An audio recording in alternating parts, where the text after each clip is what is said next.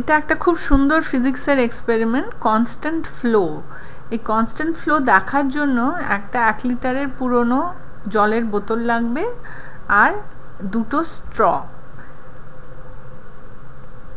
বোতলের নিচে একটা ছোট ফুটো করে ছোট স্ট্রটা ওর মধ্যে ভালো করে আটকে দিলে, এবার বোতলের ছিপির মধ্যে একটা ফুটো করে লম্বা একটা স্ট্র তার মধ্যে ঢুকিয়ে দিলে।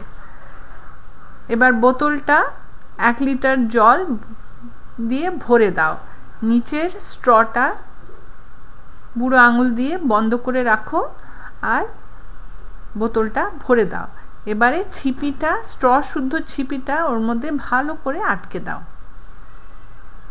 এরপরে এটা যখন তুমি খুলে দেবে, হাতটা যখন সরিয়ে নেবে ছোট স্ট্রটার মুখ থেকে, দেখবে জল কীরকমভাবে কন্টিনিউয়াসলি ওই এক টাকার কয়েনের ওপর ঠিক ওইখানেই জলটা পড়ছে।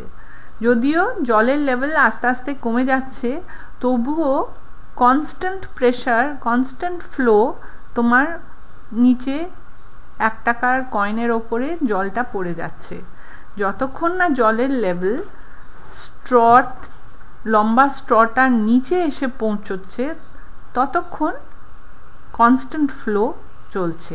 তারপরে আস্তে আস্তে প্রেশার কমে যাচ্ছে, জল ক্রমশ আস্তে হয়ে যাচ্ছে। বুঝতে পারলে এক্সপেরিমেন্টটা?